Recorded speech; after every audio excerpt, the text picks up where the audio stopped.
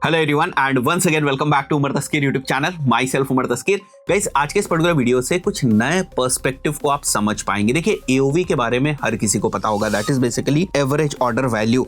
और अगर आपकी एवरेज ऑर्डर वैल्यू बढ़ती है तो आपको खुशी होगी कि सारी चीजें जो है वो ठीक चल रही हैं और आपका जो आरओएस है वो भी आपको बढ़ता हुआ जो है वो डैशबोर्ड के अंदर दिखाई देगा। जिनको एवरेज ऑर्डर वैल्यू का बढ़ना नहीं समझ में आ रहा है उनके लिए मैं एक एग्जांपल समझाने की कोशिश करता हूं। फॉर एग्जांपल, एक यूजर मेरी वेबसाइट पे आता है जो मेरी कोर्सेज वाली वेबसाइट है learn.umartasky.com।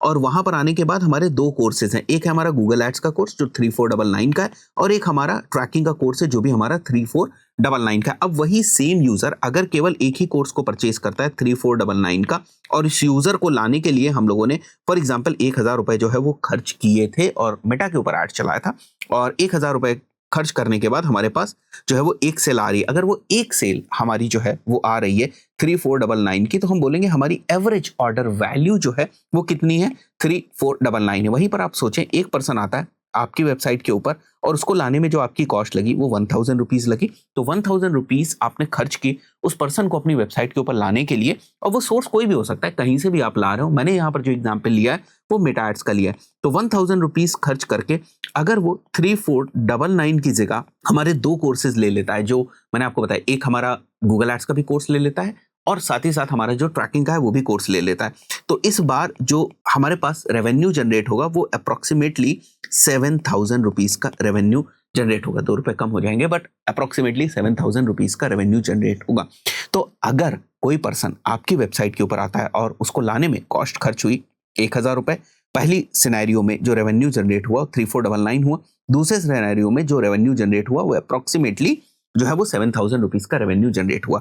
तो अगर पहले सिनेरियो में आप देखेंगे तो 3.5 का अप्रोक्सीमेटली रोएस है डैशबोर्ड लेवल पर, और दूसरे सिनेरियो में अगर आप देखेंगे तो 7 का रोएस है। तो आपको क्या लगता है कि अगर रोएस को इंक्रीज करना है तो एवरेज ऑर्डर वैल्यू को बढ़ा दिया जाए, जो कि सही भी है। और एक ग्रोइंग एवरेज ऑर्डर वैल्यू आपको हमेशा जो है वो बेहतर लगता है, ये भी चीज ठीक है, इसमें कोई दिक्कत की बात नहीं। बट अगर केवल आप एवरेज ऑर्डर वैल्यू को देख रहे हैं और उसके साथ बहुत सारी जो डिफरेंट मैट्रिसेस हैं उनके कॉम्बिनेशन से क्या इंपैक्ट पड़ रहा है वो आप नहीं देख रहे हैं, तो पूरी पिक्चर आपकी क्लियर नहीं होगी। ये उन लोगों को ज्यादा समझ में आएगा जो काफी टाइम से एवरेज ऑर्डर वैल्यू के ऊपर काम कर रहे हैं, उसको इंक्रीज करने के ऊपर काम कर रहे हैं, उसको और अच्छा इंप्रूव करने के ऊपर जो है वो काम कर रहे हैं। तो आज की इस वीडियो में हम डिस्कस करने वाले हैं कि एक ग्रोइंग मेट्रिक जो एओवी है, तो ग्रोइंग मेट्रिक का यहाँ पर मतलब यह है कि ऐसी मैट्रिसेस जिनके बढ़ने से चीजें बेहतर होती हो, जिनके इंक्रीज होने से चीजें बेहतर होती हैं। जैसे फॉर एग्जांपल अगर मैं आपसे कहूं कि सीटीआर एक ग्रोइंग मेट्रिक है,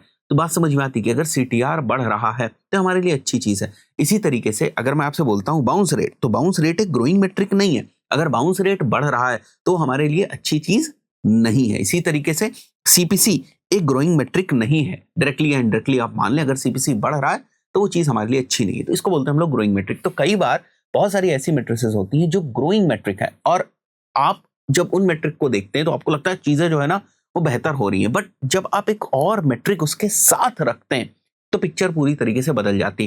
कहने का मतलब ये है कि मैं आपको ये समझाना चाह रहा हूं कि केवल आपको एक मैट्रिक के ऊपर डिपेंडेंट नहीं होना है। अगर दूसरी मैट्रिक रखने से कुछ फर्क होती या कुछ नई चीजें आपको पता चलती तो उसको भी आपको समझने की कोशिश करनी। इसीलिए मैं आपको बोल रहा हूं कि ये वीडियो आपको एक नया पर्सपेक्टिव देगा। So I want you to cross check before celebrating growth in average order value. So growing metric average order value है, इट्स फाइन, बट अगर आपका कॉन्टेक्स्ट मिसिंग है तो एक फॉल्स पॉजिटिव्स जो है वो बन रहा है। अभी आपको चीजें जो समझ में आने लगेंगी। Why AOVs can mislead. AOV is an average. It can rise while core health metrics worsen. अभी आपको समझ में आएगा। Always pair AOV with conversions, margin, items per order, add to cart, lifetime value and SKU mix। बहुत सारी different matrices हैं जिनके साथ जब आप AOV को पेयर करते हैं तो आपको और ज्यादा जो क्लियरिटी है वो मिलती है। गोल क्या है हमारा? Identify when AOV's growth is unhealthy versus truly scalable।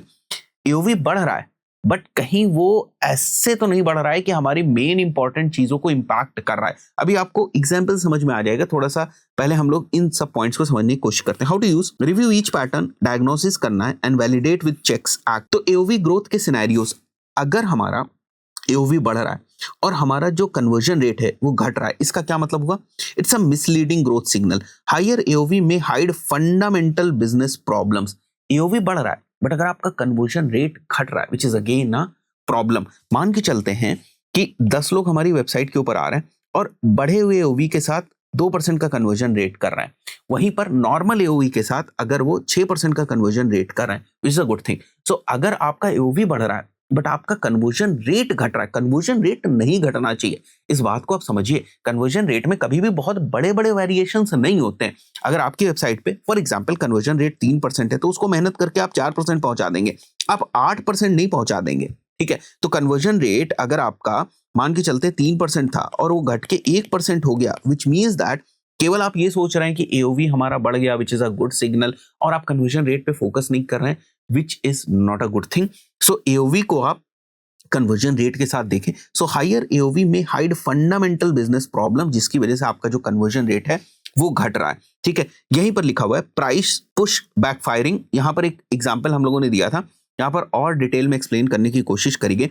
Price hikes और removal of entry level SKUs raise AOVs among few customers who still buy, but overall fewer people are converting due to higher prices। आपने price बढ़ा दी, कुछ लोग convert हो रहे हैं, but अगर reality में उतना प्राइस नहीं, तो आपकी एओवी तो प्राइस की वजह से बढ़ गई बट आपका कन्वर्जन रेट जो है वो घट गया। कन्वर्जन रेट घटने के बहुत सारे रीजन जो हो सकते हैं, इसलिए यहाँ पर लिखा हुआ है फंडामेंटल बिजनेस प्रॉब्लम्स आप क्रिएट कर सकते हैं। यहाँ लिखा हुआ है but overall fewer people are converting due to higher prices. So price change impact analysis आप देख रहे हैं because of the AOV. So fewer buyers are buying at higher price point, right. So यहाँ पर अगर हम देखें तो ये एओवी हमारा एओवी बढ़ने से ये जो रेड लाइन में आपको दिख रहा है, this is basically your conversion का परसेंटेज, वो यहाँ पर हमारा डिक्लाइन हो रहा है। So what to check? Timeline of price SKU changes versus CR drop. अगर आपका कन्वर्जन रेट ड्रॉप हुआ है तो आपने प्राइस वगैरह चेंज किए थे, वो टाइमलाइन पे थोड़ा सा मैच करने की कोशिश करें, यहाँ से बताने की कोशिश कर रहे हैं हम लोग। तो जैसे यहाँ पर आप देख रहे हैं कि मार्च से हम लोगों ने जो है वो प्राइजेस को बढ़ाए, तो यहाँ से हमको एओवी जो है वो बेहतर देखने को मिल रहा है, ठीक है। बट इसी के साथ हमारा जो कन्वर्जन परसेंटेज है वो ड्रॉप हो रहा है। तो अगर लोग कन्वर्ट नहीं होंगे, which is again a very serious problem, right. So conversion rate by price band and by channel, ये आप एनालाइज कर सकते हैं। Card amendments and coupon search exits कितने हो रहे हैं, ये आप एनालाइज कर सकते हैं। बात समझ में आ रही कि एओवी जैसी स्ट्रॉन्ग मेट्रिक की भी ग्रोथ हमें 100% अपने लिए फायदेमंद नहीं मान लेनी चाहिए, उसके साथ बहुत सारी और चीजों की एनालिसिस करने की जरूरत है। One time splurges, right. So average order value का बढ़ना और लाइफ टाइम वैल्यू का घटना, ये भी हमारे लिए ठीक नहीं है। तो फॉर एग्जांपल एक पर्सन ने पहले ना, अगर मैं ऑर्डर वैल्यू के पॉइंट ऑफ व्यू से बात करूं तो 150 के ऑर्डर वैल्यू पे बाई कर लिया, बट उसके बाद ना वो बाई नहीं कर रहा है और आगे जाकर जो उसका रिटेंशन है वो भी खत्म हो रहा है। So what it indicates? High first orders from gifters or one-off buyers that don't return. These customers make large initial purchases but have weak retention and don't contribute to long-term value, which is again fundamentally हमारे business के लिए ठीक नहीं है। तो I believe आपको समझ में आ रहा होगा कि हम लोग किस चीज को डिस्कस करने की कोशिश करें कि एक मैट्रिक का बेहतर होना हमेशा बेहतर नहीं होता है बिजनेस के पॉइंट ऑफ व्यू से। So what to check? 30, 60, 90 days repeat and reorder intervals by cohort, कि इस महीने जो लोग आए थे उनमें से कितने लोग रिपीट हुए, या इस सोर्स से जो लोग आए थे उनमें से कितने लोग रिपीट हुए, उनकी एलटीवी किस तरीके से बन रही है, राइट। वो कितनी बार रिपीट बाइंग कर रहे हैं, उनकी बाइंग की फ्रीक्वेंसी क्या है। So you have to pick up some cohorts आपको लेनी है, डेटा आपको लेनी है, एंड ऑन दैट बेसिस उन ग्रुप ऑफ लोगों को, कोहर्ट्स की जब हम बात करते हैं तो बेसिकली हम ग्रुप ऑफ लोगों की बात करें तो उन ग्रुप ऑफ लोगों को आपको एनालाइज करने की। परचेज फ्रीक्वेंसी सेगमेंट्स जो हमने बताया, एक बार खरीद रहे हैं, 2 से 3 बार खरीदते थे या 4 बार खरीदते थे, तो this is basically purchase frequency segments. Product fit and post purchase experience, refunds वगैरह अगर ज्यादा आ रहे हैं, विच इज अगेन आपकी एलटीवी को डिक्रीज करेगा। Dependence on first order discount, जैसे आप अपनी एओवी को बढ़ाने के चक्कर में फर्स्ट ऑर्डर पे आपने बेहतर डिस्काउंट दे दिया, बट आपका बिजनेस का नेचर ऐसा है जहां पर आपको बार बार उनसे बाइंग जो है वो करवानी है। उस पर्टिकुलर सिनेरियो में फर्स्ट ऑर्डर डिस्काउंट की वजह से पहली परचेज तो आ गई, बट बाकी की जो आपकी लाइफ टाइम वैल्यू का कॉन्सेप्ट है वो हैम्पर हो जाएगा, उसमें प्रॉब्लम आपकी क्रिएट होगी। So another point is luxury skew. For example आपकी एओवी बढ़ रही है बट आपके नंबर ऑफ आइटम्स जो परचेज किए जा रहे हैं एक सिंगल परचेज के अंदर, वो आपके घट रहे हैं, तो it's not a good thing.